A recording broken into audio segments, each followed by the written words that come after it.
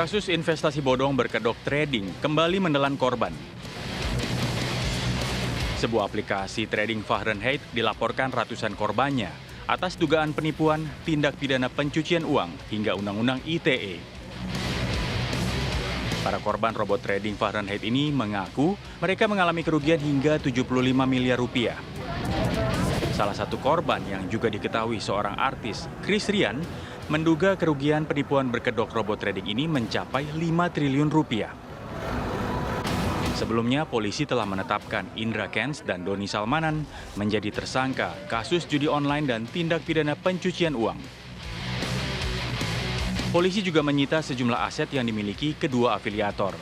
Tidak hanya itu, sejumlah selebriti yang pernah mendapatkan aliran dana dari Doni Salmanan dan Indra Kents ikut disorot dan diperiksa polisi. Di antaranya Arif Muhammad, Reza Arab, Atta Halilintar, Rizky Febian, hingga Rizky Bilar. Dari Jakarta, tim TV One mengabarkan.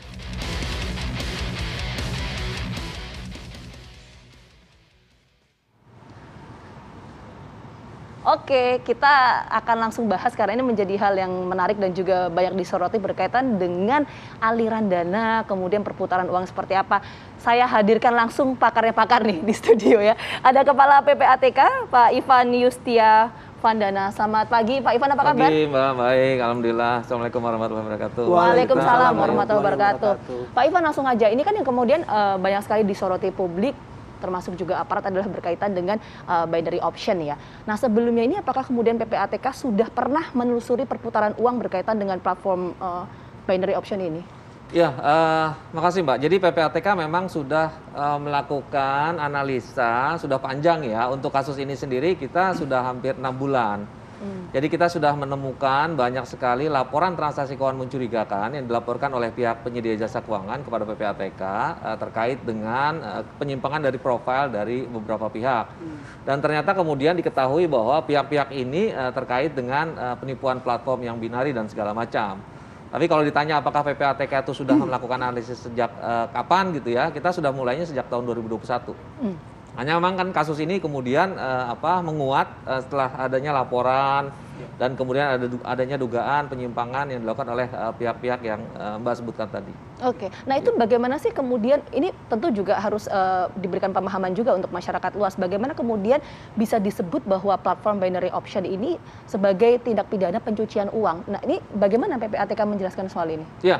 Sebenarnya kalau platformnya sendiri ada platform yang berizin ya, yang menjadi masalah kan platformnya bisa tidak berizin dan kemudian investasinya dikelola dengan niat memang menipu publik dengan menawarkan investasi keuntungan yang sangat tinggi yang di luar kewajaran sehingga kemudian secara niat di awal para pelaku itu memang berkeinginan untuk menipu publik dengan menciptakan sebuah platform yang kemudian mendatangkan minat publik untuk menginvestasikan dananya. Tapi sebenarnya yang diinvestasikan itu kan tidak dikelola untuk investasi katakanlah transaksi gitu ya. Jadi lebih banyak untuk kepentingan mereka, misalnya diinvestasikan oleh mereka sendiri di rekening mereka, dibelanjakan ke aset-aset tertentu yang mewah-mewah itu. Nah itulah kemudian yang kita sebut dengan terjadi pencucian uang karena ada penipuan. Jadi hasil dari penipuan tadi ditransaksikan oleh yang bersangkutan itu pencucian uang. Berdasarkan Undang-Undang Nomor 8 2010 itu adalah pencucian uang. Oke. Ya. Nah, tapi kan PPATK juga sempat menyebut ada aliran dana ya ke sana kemari, kemari. Ini alurnya bagaimana Pak untuk penjelasan kepada publik? Jadi misalnya dananya dikumpulkan di sini semua, kan mungkin juga tidak semua dibelikan aset di sini gitu. Ya, betul. Tapi dilarikannya kemana dan dalam bentuk apa saja itu Pak? Ya, pola pencucian uang yang terkait dengan kasus ini adalah bahwa kemudian orang-orang yang melakukan tindak pidana penipuan ini berusaha mengaburkan harta kekayaan yang ilegal tadi, baik dengan membelikan aset, dengan menggunakan nama orang lain. Asetnya itu bisa properti, kemudian kendaraan bermotor, lalu kemudian ada ditransaksikan di Bitcoin ya, terus kemudian ada ditransaksikan ke luar negeri. Kemudian mereka mengirimkan dana yang jumlahnya besar ke beberapa negara. Ada juga pembayaran kepada platform di luar negeri untuk kemudian kita tanya kepada PPATK negara setempat, ternyata ditransaksikan lagi ke negara lain yang tax haven ya. Lalu kita tanya lagi di negara lapisan berikutnya itu ternyata terkait dengan judi online. Nah seperti itulah PPATK bekerja sama dengan PPATK negara lain. Di situ ada Belarus, ada negara-negara Karibia, bahkan Cina, Australia, Amerika, Singapura. Nah, seperti itu. Untuk mengidentifikasikan kita pengen tahu, masyarakat pasti pengen tahu, katakanlah dari praktek binary option aja dulu yang ilegal gitu ya. Masyarakat pengen tahu ini hulunya di mana gitu. Nah, dari transaksi keuangan seperti itu tadi dari Belarus kemudian dilempar lagi ke sini di sini. Itu bisa ketahuan nggak sih Pak? Pangkalnya di mana? PPATK lagi melakukan analisis lebih lanjut ya. Jadi dibutuhkan waktu yang relatif ya, text time gitu untuk berkomunikasi dengan PPATK di negara-negara yang kita duga teraliri dana-dana yang berasal dari Indonesia. Tapi percayalah bahwa PPATK sedang melakukan usaha yang optimal terkait dengan bagaimana menelusuri ini sampai ke hulunya tadi yang Mas tanyakan tadi ya. Saat ini terus berkembang. Kemarin saja sudah hampir 8,5 triliun dana yang kita berhasil kita pantau yang berasal dari kegiatan ini. Kita sudah membekukan, kemarin saja ada hampir 70 rekening yang kita bekukan.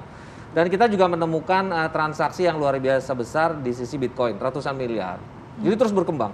Nanti akan kita telusuri terus ke pangkalnya nanti di ujung. Dengan angka 8,5 ya, 8,5 triliun tadi begitu ya. Kita berbicara dengan minimal dalam proses hukum ada 2 orang saja ya, DS dan IK begitu ya. Nah, apakah itu 8,5 itu memang berasal dari 2 orang ini, aktivitas ini, atau PPATK sudah menemukan bahwa sebenarnya ada indikasi lebih besar lagi dari ini? Ya, kita melihat, kita tidak hanya fokus terhadap 2 orang ini saja. Kita melihat bahwa ini kalau kita bilang sih dari sisi PPATK ini hanya sekedar puncak gunung es. Jadi kita mencoba untuk mengkaji lebih dalam lagi pihak-pihak lain yang kemungkinan ya patut diduga melakukan pola-pola yang sama, yang seperti ini. Dan yang 8,5 triliun tadi itu terkait dengan 6 pihak ya. 6 pihak. 6 pihak ya. Okay. 6 pihak kita sudah membukukan hampir 400 rekening ya. Terus kemudian dana yang berhasil kita bekukan itu sudah hampir 0,5 triliun per hari ini.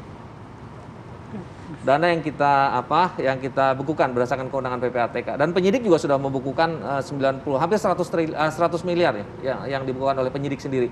PPATK sendiri sudah 400 sekian miliar. Jadi total yang sudah kita bukukan antara kami dengan Barreskrim itu sudah hampir 0,5 triliun. Oke, nah sekarang kan kalau kita melihat juga, saya sempat membaca di beberapa media ini Pak Ivan bahwa ada saat ini saya sebut ini robot trading. Nah, apakah kemudian skema pencucian uangnya ini sama seperti yang ada di afiliator binary option atau memang ini merupakan skema yang berbeda? Ini semua sama, Mbak. Jadi gini, yang terjadi sekarang ini sebenarnya bukan sesuatu yang baru ya, bagi kita sendiri bukan sesuatu yang baru. Kalau kita kita lihat ke belakang tahun 93 itu bahkan sudah ada upaya penipuan yang mengatakan bahwa ada kandungan emas di wilayah Busang gitu ya, yang kasus BRIEX. Mungkin Mas sama Mbak paham itu. Kemudian karena 3 juta, karena kalimat 3 juta ons itu ya, 3 juta ton apa segala macam itu menarik masyarakat untuk menginvestasikan di perusahaan. Lalu kemudian kita menemukan koperasi Langit Biru, lalu kita kemudian menemukan yang namanya First Travel, lalu kita kemudian menemukan yang namanya penggandaan uang. Banyak sekali. Nah, ini sama saja. Ini sama saja menciptakan sebuah skenario di mana angka-angka atau tampilan dan segala macam itu di luar kewajaran sehingga orang terpancing untuk berinvestasi atau ikut dalam skema yang dia ciptakan. Yang membedakan adalah ini lebih sophisticated menggunakan teknologi informasinya, menggunakan fintech dan segala macam. Tapi by skema itu sama saja, mereka pinjol. Oke, tapi ada yang metode konvensional sebenarnya Pak ya, dari sebenarnya sudah metode, ada kan? Ya secara konsep metode konvensional. Ya, saya mengatakan kepada publik bahwa ya ini kuncinya sebenarnya ada di publik sendiri. Saya mengatakan kepada publik bahwa saya melakukan investasi ini sehingga saya bisa kaya gitu ya. Investasi ini memberikan keuntungan kepada saya 80%. Kalau saya bisa, masyarakat juga bisa gitu. Ya. Padahal begitu masyarakat ditawari investasi yang sedemikian besar, harusnya kan masyarakat kemudian kan mengkalkulasi gitu ya? Lagi ya, aware lagi penghasilan dari sebuah investasi kalau bisa menguntungkan 80%, kan dia harus menguntungkan katakanlah 150%. 80% saya ambil sendiri, sisanya dipakai buat investasi segala macam, kan itu sangat tidak mungkin kan. Nah, itulah yang kemudian bagi PPATK sebenarnya awareness dari publik ini harus ditingkatkan lagi. Apakah dia berizin, apakah kemudian mengikuti mekanisme pasar, apakah kemudian pola transaksi itu adalah pola-pola yang wajar gitu ya, tidak terlalu spekulatif, sehingga kalau sangat beresiko kan akan merugikan masyarakat sendiri gitu. Baik, ini menarik tentunya, nanti kita lanjutkan kembali Pak Ivan ya. Ya. Kita jeda dulu sejenak, apa kabar Indonesia Pagi akan kembali hadir saat lagi untuk Anda, tetap bersama kami.